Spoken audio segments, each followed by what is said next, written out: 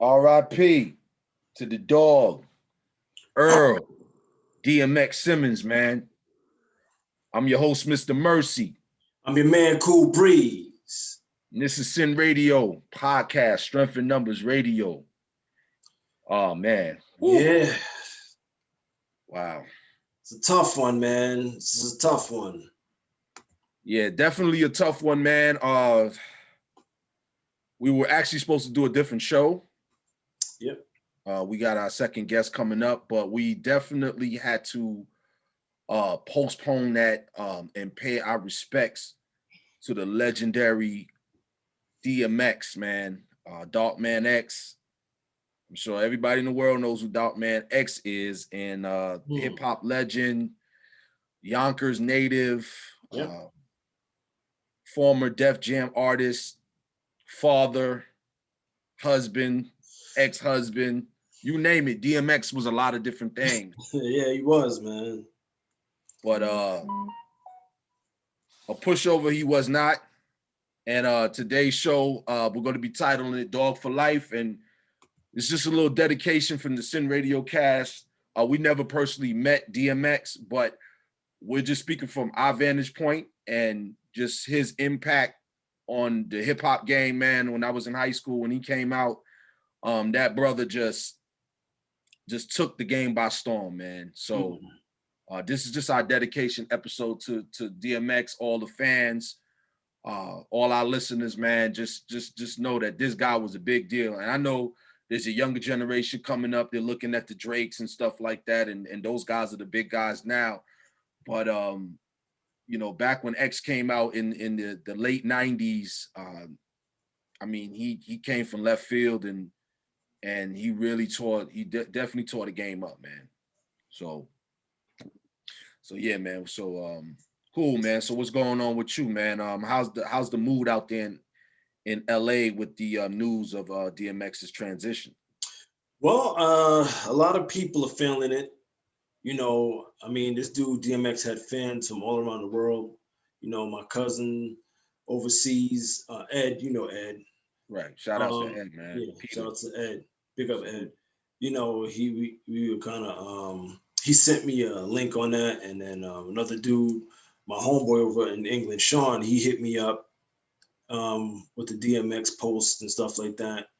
And you know, a lot of people feeling down about it because DMX, he was a different type of dude, man. You know, and I want to say I met him one time, man. I met him one time. He was at our old job, you know, at the hotel. You know, he was actually staying over there because he did a concert, and he was walking through and he was shouting everybody out, "Hey, what up? What up? What up?"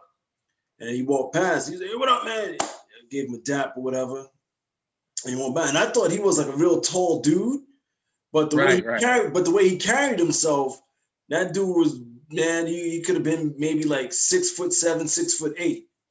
Right, you know? right. So you know, it was you know, I would say that everybody that's on this earth at some point in time has to pass, but the dude still had a lot to give. He was only 50 years old, so you know, he still had a lot to give. But you know, when it's your time to go, it's your time to go. But you know, but for the most part, everyone around LA, around New York, around wherever, they're feeling kind of low, man. Yeah, man. But I don't know if it was New York. I just seen the video. I believe it was New York. It might have been Brooklyn. I mean, they were celebrating this, man. I mean, I was so proud, man. Yo, my New Yorkers, man. Yo, salute to y'all, man. They were in the streets playing DMX. It looked like a parade, bro. You couldn't even tell. You couldn't tell me that wasn't a parade. I mean, people came out playing this music in the streets, dancing in unison. Forget the 6 feet. Yo, for real, damn all that. We gonna represent for X, and they really showed out for that brother, man. And yeah, I was very proud, man. I was very impressed when I saw that, man. Just seeing that many people come together in solitude and just to celebrate that man and his legacy, man. I think even in New York, I'm not sure if it was at Barclays Center or was at the Garden. They even put like a thing on the projection screen of DMX, you know, on on the monitor or whatever, Right. pretty much saying rest in peace. And I looked on Instagram, and they had, I think he was at um, at a Boston game, I believe. Right. And then they had DMX was at the Boston game, one of those games, and then the camera turned to DMX, and everybody in the crowd started like jumping up, and they was playing his music in the background. I was like, yo, Right. this is up in Boston, man. I was like, wow. So I'm just like, Yeah. so he was like a real loved guy around the world, and he passed, as we all know, but his music is definitely going to live on. Absolutely, man. Absolutely. Now let's get into the. I just want to throw out the social media out there real quick. Yes. Um, Show topics, ideas, anything. Hit us up. Email us at sinradiowave@gmail.com. Instagram at Sin Radio Cast. Facebook S.I.N Radio or S.I.N Radio Cast on Facebook, and obviously we're on YouTube as well. Just type Yep. us up. You can catch us on there. We follow back. We ain't Hollywood. Now, before we go any further with DMX, got to shout out my folks over there at tttradio.net. True DJing at its essence and core. If you like mixing, blending, all that good stuff, go hit those brothers up, man. Salute to YZ, my man DJ Scan, all the brothers over there doing their thing. We just salute you, man. For Sin Radio Cast Center, tell them we sent you, man. Trust me, you won't be disappointed. And also, I just want to put this out there.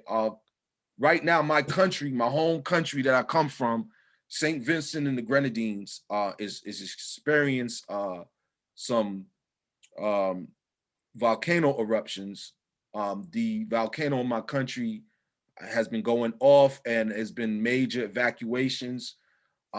People being evacuated off the island to neighboring islands, and the ash actually showing up in a lot of these other islands, such as Barbados, St. Lucia, Grenada. This is a very delicate time. So there are a lot of people that are looking to do some relief drives, and I'm going to have some more information on the Sin Radio Cast IG page. I want to be sharing some places that you can actually donate to, because these people are going to need a lot of help. Remember, this is a third world country. They don't really have the infrastructure to support certain things like natural disasters. But Right. the great thing is they did put in some type of monitoring system that allowed them to, get people moved before the volcano really went off. So that Great. was a great thing that they were able to detect it and get people out of there in enough time, because there could have been some serious casualties in the whole grand scheme of things. So I'm just very happy that the prime minister and everybody had an evacuation plan, but also had those things set up in place to give us a warning that this volcano was about to erupt. So Yeah, that's crazy because I didn't even know your island had a volcano on there, man. So that yes, was news to me. yeah, St. Vincent has an active volcano. As a matter of fact, I believe the last time it erupted was I was before I was born. Right before I was born, I think it was 1979. Oh wow. It did erupt. So in volcano years, yes, St. Vincent volcano is considered active. So yes, so just had to put that out there.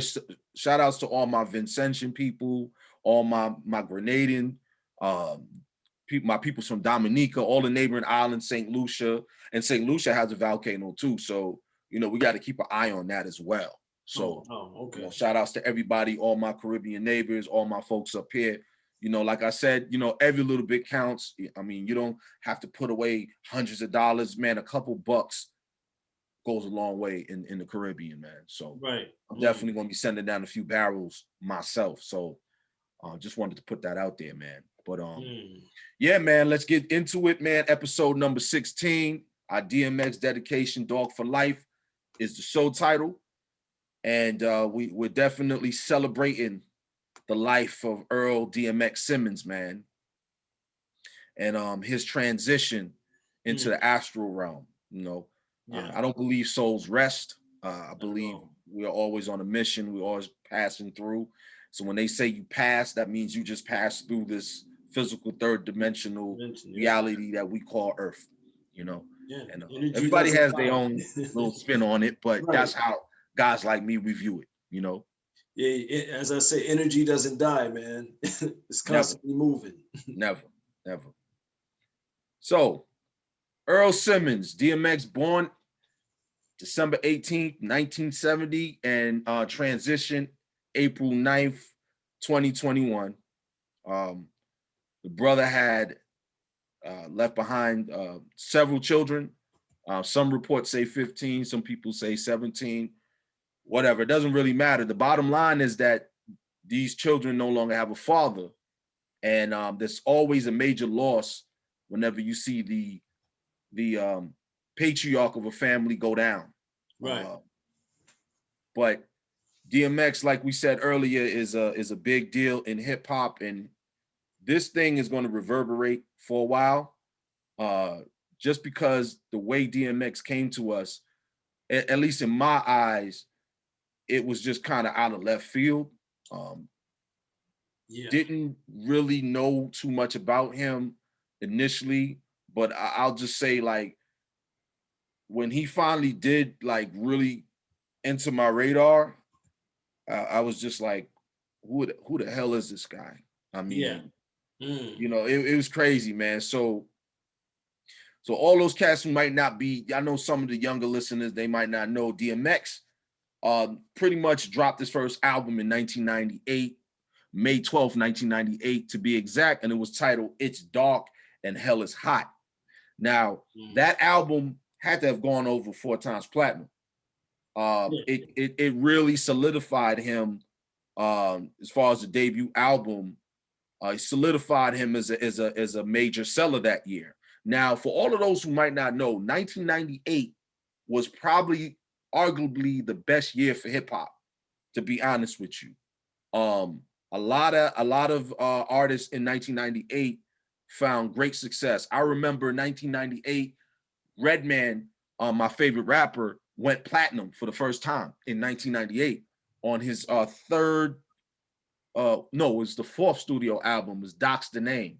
Okay. Doc's the Name dropped in 1998, the same year DMX's not just It's Dark and Hell is Hot, but also DMX's second album, Flesh of My Flesh, Blood of My Blood, dropped December 22nd, 1998. So DMX actually dropped 2 #1 albums in 1 year. And those albums went past the 3 million mark, both albums. So imagine an artist dropping twice in 1 year and going over 2 times, 3 times platinum. Right. And also, not to cut you off, Mers, that second album that he came out with had no video and had no promotion. They just put that album out, and that album went platinum. Because I remember when that album dropped. And then when his first album dropped, I was like, this album's nice. But when they put the second album out, I was like, okay, the album came out, and I was like, yo, there's no video for this album. And then the album went platinum. Multiple times. Yeah.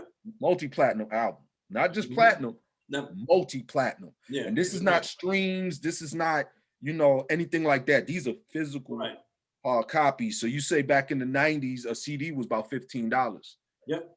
A cassette tape was around $10, $9.99.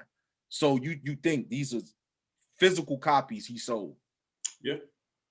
So let me ask you, Cool B, when was the first time you recall hearing DMX? When was the first time you recall? Well, the first time, and I don't want to, you know, be disrespectful and say, you know, I didn't really hear about him, but I mean, I remember it was a song and a video that came out in '94. It was called Up to No Good. And then DMX was in that video. I believe Irv Gotti was in that video.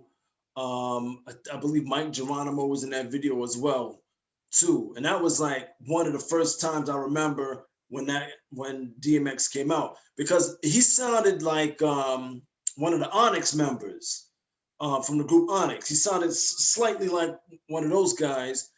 And I was like, oh, this dude is kind of nice.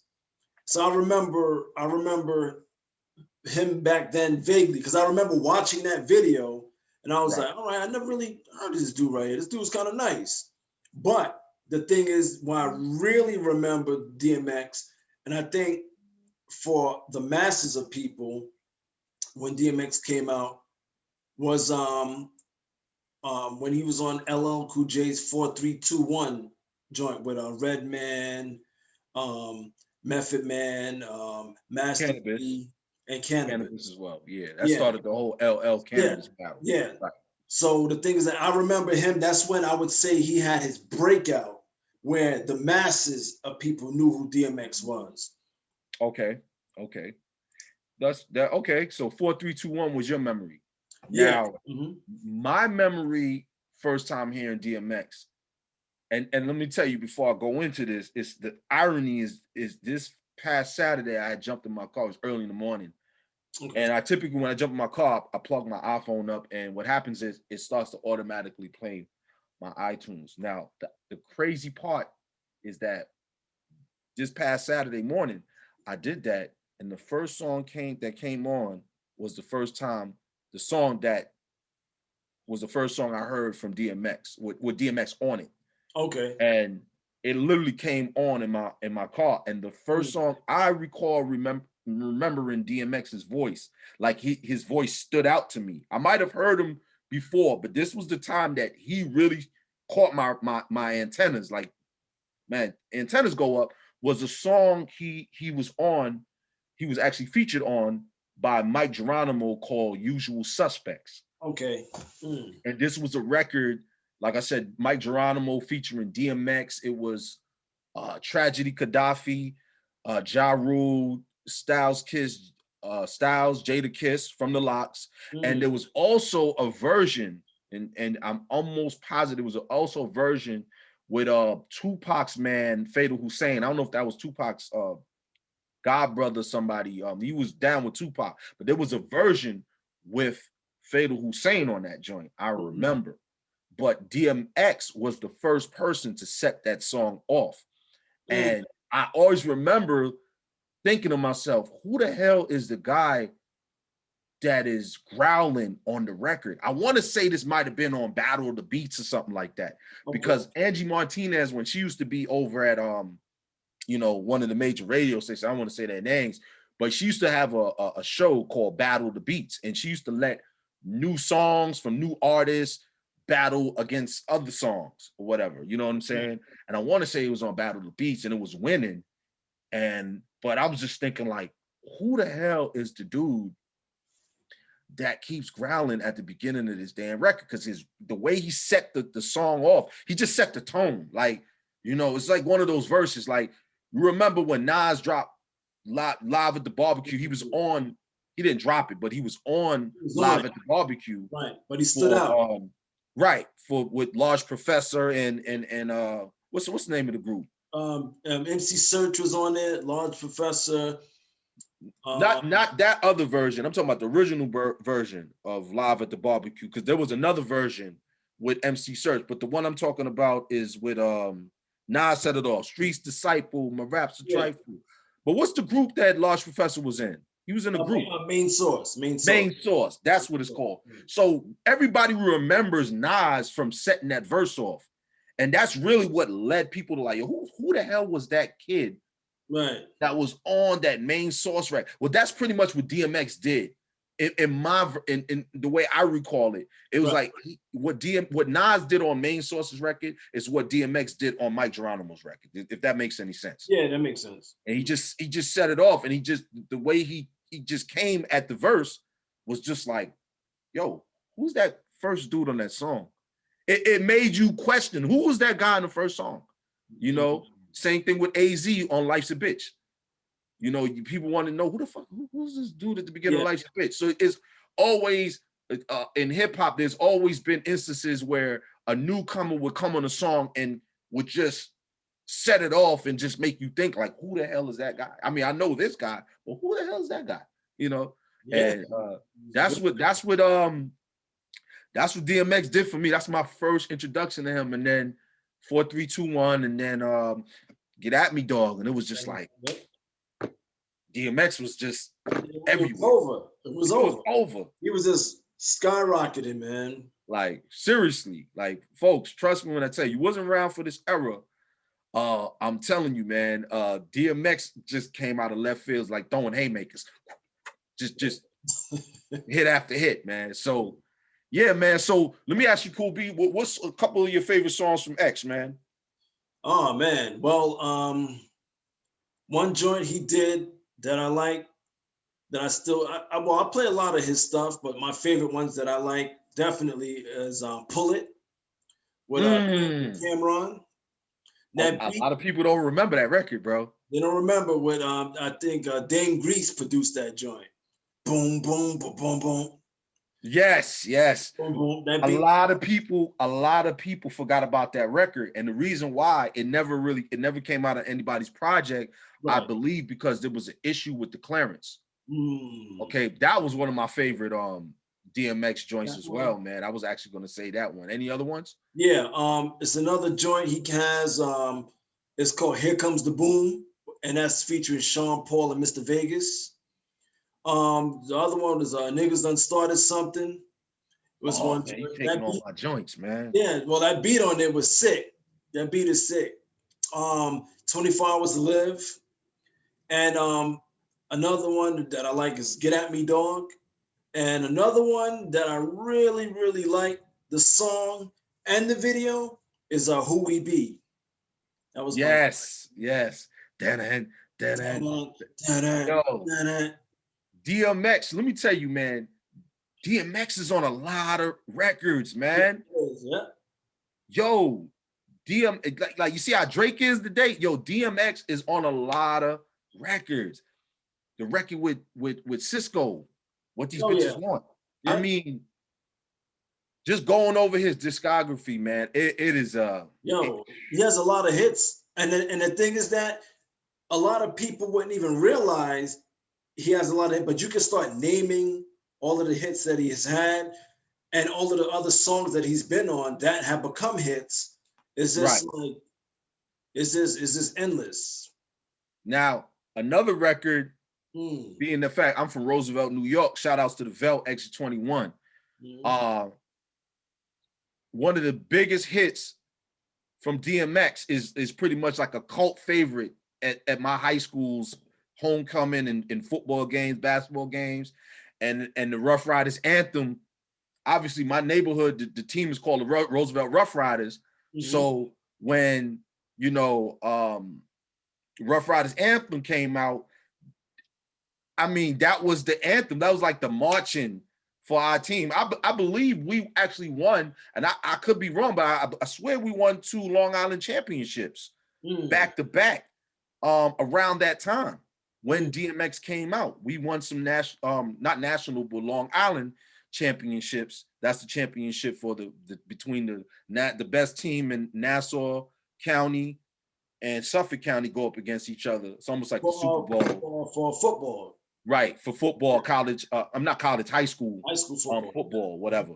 So yeah, so we used to have the big championship games at Hofstra University. That's Oh, where they used to play the games. And trust me, DMX Rough Riders anthem was that song. I mean, that was our like call to like, to show up to the games and yeah. you know what I'm saying? It's like our fight song, our battle song. So, X really gave us something to really put the battery in our backs, man. So, always gonna be appreciative to X just for that, just for that record. Oh yeah, You know what I'm 100%. saying? Yeah, man. So being that you know DMX was not only just a rapper, you know, so he was also an actor. And if a lot of people been living under a rock, he's starred in quite a few movies, and and as a he was a main star in some movies, and he was a supporting actor in some. But what a lot of his movies that he was in, they became big movies, huge success, box office numbers that these movies have done. So, what are some of the favorite movies that DMX has done that you like, that you hold to yourself as these are my favorite movies? I mean, everybody knows Belly. Yeah, Belly Belly is for like sure. it's a cult. It's a cult classic at Yeah, this point. definitely. I mean, they try to do it over. Leave it You know, alone. no, Leave you it know, alone. it's just one of those movies. It just became a cult classic. Does it have the best acting? I don't think so. No. You know what I'm saying? Did it have, but the fact that you put DMX, and it was just the timing of it all. Yeah. DMX was just coming out, and he wasn't really as known as Nas. Mm-hmm. But you do notice how his presence, even though he wasn't as big as Nas, his character, the Yeah. character they gave him was a big deal. Yeah. And for him to just step into that role, being kind of fresh to the game and fresh not just to the movie game, but just being fresh to the music game as well. It just everything just came together just at the perfect time. Yeah. And now Belly is a cult classic. But another one of my favorite DMX movies is Never Die Alone. Yeah. It's a dope movie, and I was a avid reader of Donald Goines novels, so it's just that's just another one. So you got any Cool B? Yeah. I would say all of the ones you've named already, but I really liked Romeo Must Die, and Exit Wounds was my joint as well too. And these were more of the, I would say, upper tier Hollywood movies. And DMX definitely held his own in those movies as well too. And if you think about it, if you look at Romeo Must Die, you had Aaliyah, may she rest in peace, was in it. Right. You had who else? There was a lot of people in that movie, but I Was would it Jet say Li? Jet Li was in that movie as Yes. well too. And Right, that right. movie was like an international movie that did its numbers. So Absolutely. and that movie was a good movie, I remember. And DMX, he definitely he didn't disappoint. If anyone has never saw any of those movies, I would definitely encourage y'all to go see those movies because good movies, definitely. And you got to just go through DMX catalog, and you definitely will not be disappointed. Absolutely, man. Now let's go back a little bit, man, because I mean, we talk about the first time we heard DMX, which was around late 97, I'll say around 97-ish, on the verge of 98, right? But Yes. a lot of people don't realize that DMX was actually out in more in the mid 90s. I'll say around 93, 94. Yeah. And DMX even had a legendary battle that people still talk about to this day with none other than Sean Carter, Mr. Jay-Z, the God MC himself. Yeah. And it was reported that they had a battle. They weren't even supposed to battle. They showed up to some event, and I guess different street guys said, "Yo, I got my money on X." Some other guys said, "We got our money on J." And they proceeded to battle in some like grimy pool hall lounge type of spot. And what I was told, and I could be wrong, people correct me if I'm wrong, but I believe Big L, rest in peace, legendary Harlem artist, was actually there taping. And what happened was he was able to tape Jay-Z's parts, but DMX's camp did not want to allow Big L to tape the parts DMX went in the battle. And I'm just looking back like, wow, was that a major a bad decision on the Rough Riders part? Because I believe the reason why they didn't want to tape X's parts was because a lot of his verses weren't copywritten. Okay. So I guess they were worried about people, taking his lyrics and running off with his songs. Right. He was using. So clearly he had some written stuff or whatever he had in the clip. And they didn't allow Big L, and I believe it was Big L who was taping it, to actually record DMX's parts. But you can see the parts Jay-Z went. I believe they might be online. You just about everything's on YouTube. So y'all definitely want to check that out. But just imagine how much that footage would have been today if we were able to get the whole battle with DMX and Jay-Z. That would have been golden, man. That was like a golden opportunity right there. But you see, a lot of people, when you're in the present, you're not really thinking about the future. So That's it's right. like everything you're doing now is a part of history, or could be a part of history. And that could have been a golden egg in hip hop history that a lot of people pretty much missed out on. Yeah. Ooh, man, that'd be crazy looking. Just how Ooh. everything is so video based now. I mean, that would have been just so dope just to look back at those two MCs before they were really and this before these guys were even known. This Yeah. before Oh, anybody really knew who Jay-Z was and who DMX was. They were known on the streets. You right. know, Jay-Z was going that allegedly Jay-Z was going borough to borough with Yeah. his team, calling out the best people in these neighborhoods who can rap. And that's just the essence of hip hop. DMX and Jay-Z, a lot of people don't realize this. You know, you got a battle culture now, right? But a Mhm. lot of people forget that before you had those leagues, people used to in New York used to go neighborhood to neighborhood, go in battle. That's how Lord Tariq and Peter Guns met each other. Yep. They were the top dudes at each other's schools, and it was just customary that you go to this nigga's neighborhood and you show them who's the boss, you know.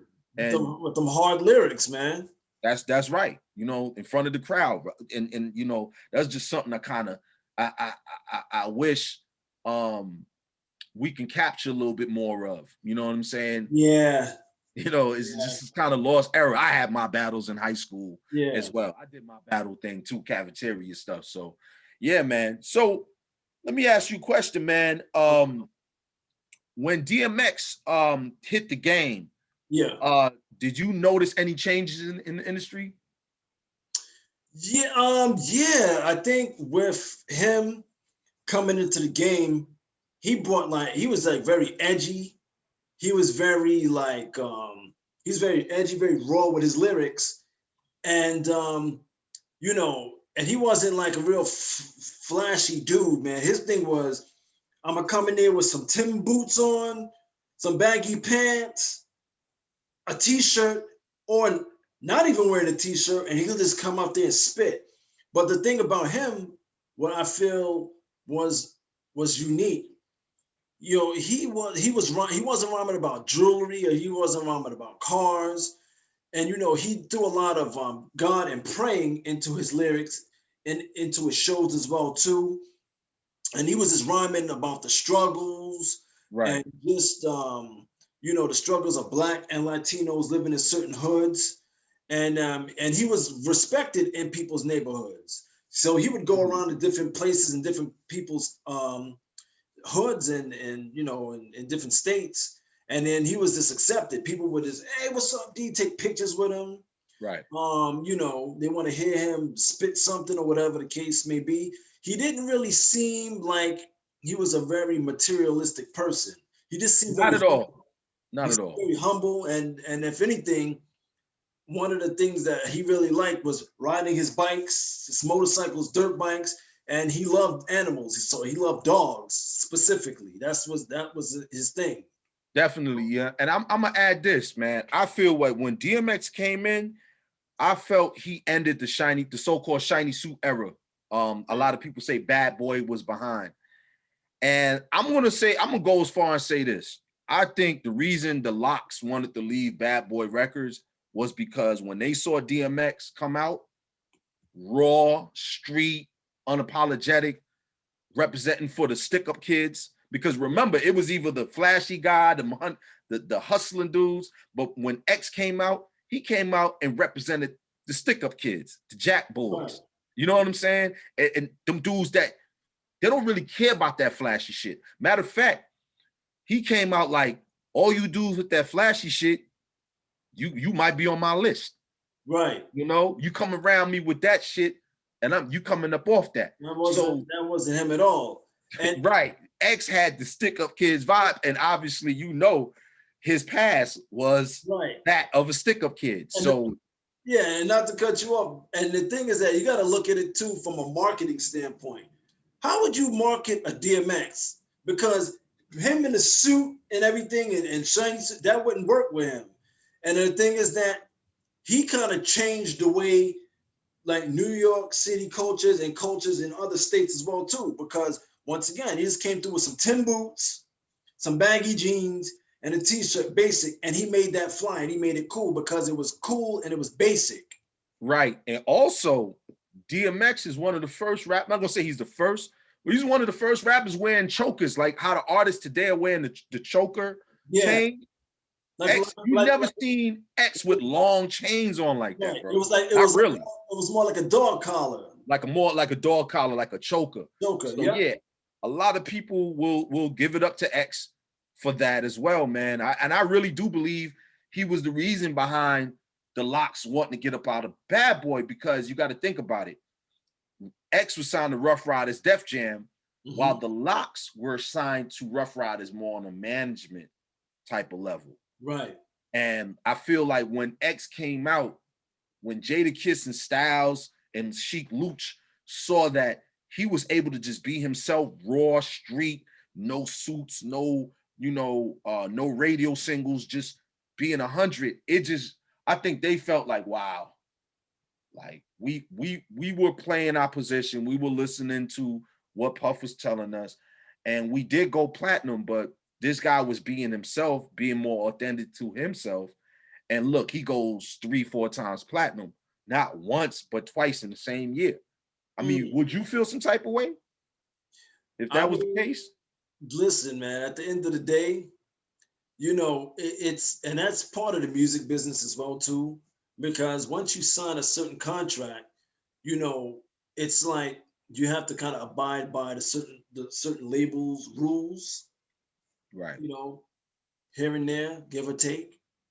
So the thing is, if you look at the Locks now, as how they are now, as opposed to how they were back then, total difference within the way they dress. Not the music, because their music was always been solid, but I would say the way people dress has a way to do with your image as well too. So I would say the shiny suit era thing wasn't really their image, but their lyrics were still on point, and their lyrics have been consistent. But there's just certain little things that you look at that didn't align with their type of caliber of what they were doing and who they were as people, as artists. Yeah, man. Nah, definitely, man. And yeah, man. But it was great to see somebody just be authentic and be themselves, and Oh yeah, not really have to have a gimmick. And that's the thing about DMX that I think Def Jam didn't really have to worry about, is like creating his image. Like, right. he wasn't going to do it anyways. And I think They just let him run. they Like a just let him dog. and that's the beauty of DMX. They just let him be. Right. And I think that was the most brilliant thing Def Jam could do. Is just let the man be. Just let him be what he is. And it just caught everybody. Like, it was just like a snuff, like, and everybody just like, ooh, I like that. Like, I like this. You know what I'm saying? And the man just sold and I think Jay-Z had a term called DMX'd. Like, when a rapper would come in, like Drake DMX the game. That's just so y'all know, that is a word Jay-Z used. Okay. When somebody comes in and just ransacks the place like a bull inside a china shop. You know what I'm saying? That's what X was, man. Let's not forget that. It's easy to forget that shit, folks. Like, sometimes I forget it, and I experience that shit. You know what I'm saying? But really going through his catalog. And I have DMX's first album still on CD in my car.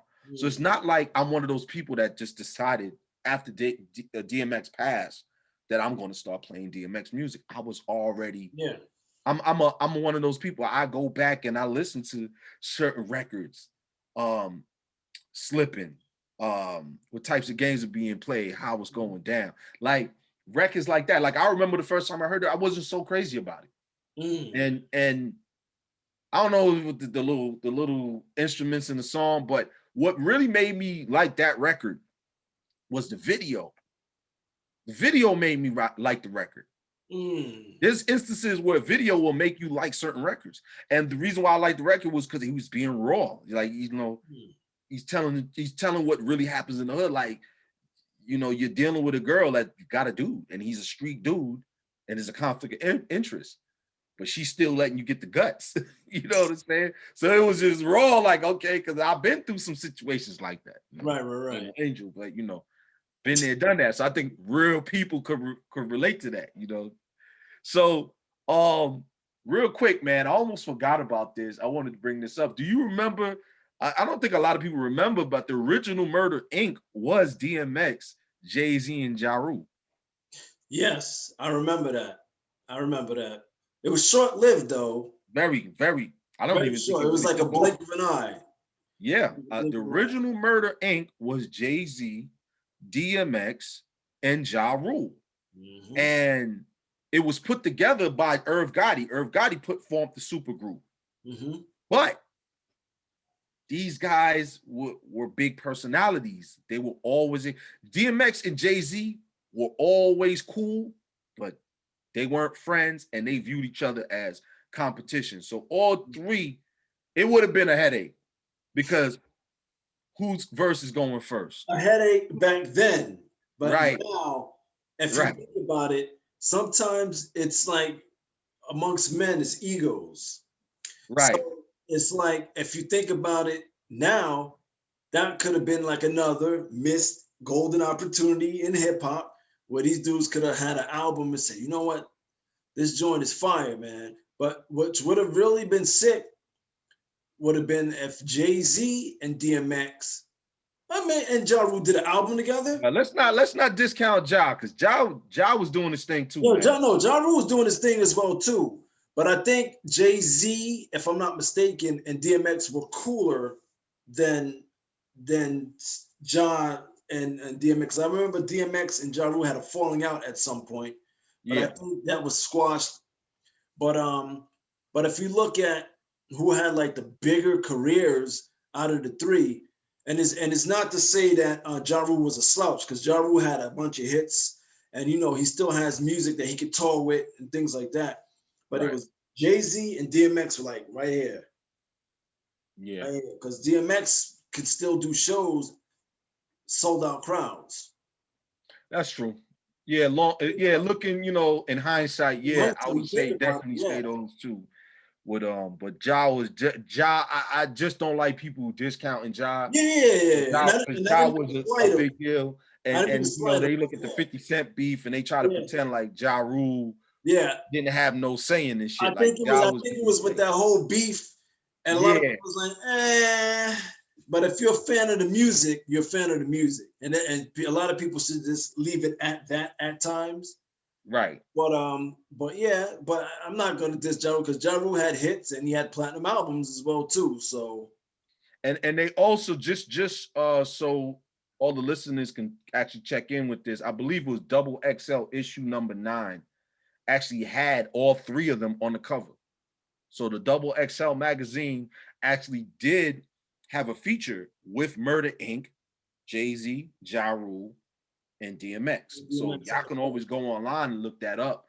And it would have been a historic album had it, At that time, yeah, it would have. I definitely think it would have been platinum, but this it, those. it, it would have went platinum. There's no way three multi-platinum artists together on one album wasn't gonna go multi-platinum. There's no way.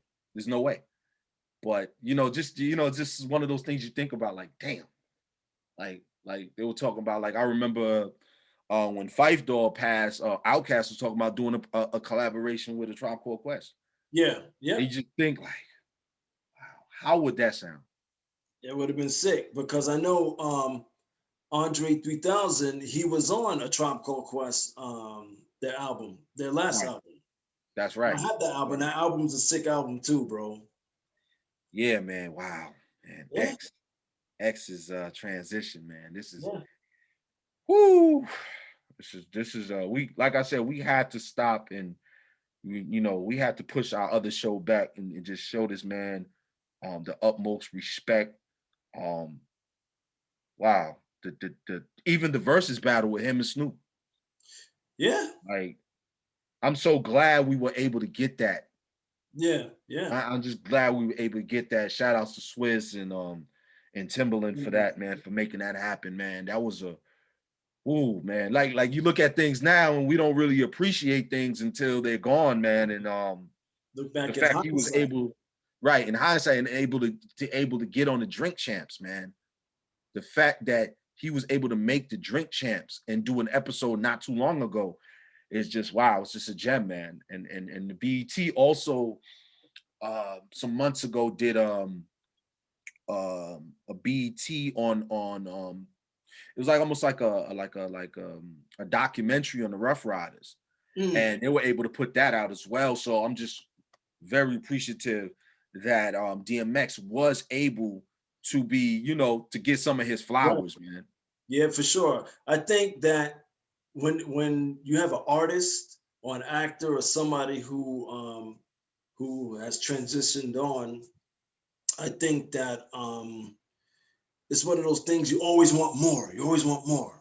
Like I wish I would have had more. I wish. So it's like you have to give, as you said, people their flowers when they're around, and if they're around, and then you have certain people who are in position have an ability or power to put them in projects or to put them in a song when they haven't really been doing too much work. Put them in a project, put them in a song, man. Put them in a Right, movie, put them in something, because it's just like when you look back at it, you're like, damn, I just wish there was some more, because you love that artist so much or you love right, that actor so much. You just want to have more. And it's always not going to be enough, but still in all, you want to have a list of things that you can kind of pick from. Like, okay, I'm going to watch this. This is one of my favorite, or this is my favorite at any given time. So that's just me, you know? yeah, man, absolutely, man. I'm just glad I was able to see him connect with some of the newer artists like Benny the Butcher. I remember there's Yeah, a video where the song together. DMX and Benny the Butcher just chilling, lounging in the car, and he's playing some of his new music, and X is just sitting there with the cup, Yeah, just genuinely enjoying and just embracing these new yeah, artists. And wow, man, it's just like I yeah, still can't believe the man has a transition, man. It just yeah, his presence was so big, and everybody knew about DMX's ups and downs, his relapses, and we just with DMX, like unlike some other artists, you could see the imperfections in him, but you could still respect him, still respect him as a right. man. But then at the end of the day, he always said that he wasn't perfect, and he always would pray, and he always would get other people to pray. And the thing is that sometimes you have people that think that praying is soft or something like that. And for me, I never thought that. You never thought that. But there are some people that think, praying to whoever you want to pray to, your higher power, what you believe in is soft. But this dude would get out with people. You read the Bible. I think he even had like a prayer session online where he would just pray online, and people would like log in and pray with him, and he'll answer questions and things of that nature as well too. So he was a deep brother. He was a deep thinker. He was very very intelligent. I would say underrated as far as what people who expected of him, or the thought of who he is, because you look at him and you perceive him to be one way, Right, but you sat down and you spoke to him, that dude was very highly intelligent, man. right. So I would just say, our thoughts and our prayers are with his family. And if you were a fan of DMX, I would say just hold him in your heart, listen to his music, watch his movies. And even if you don't know who DMX was and you're living under a rock, go out, search who he was, listen to some of his music, and go watch some of his movies.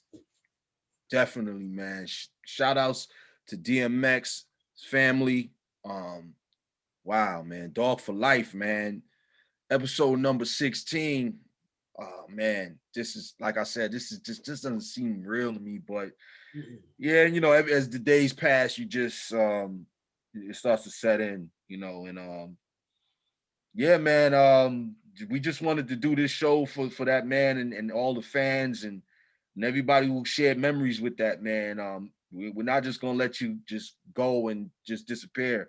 Your legacy lives on, man. You were here for a reason, and you completed the mission.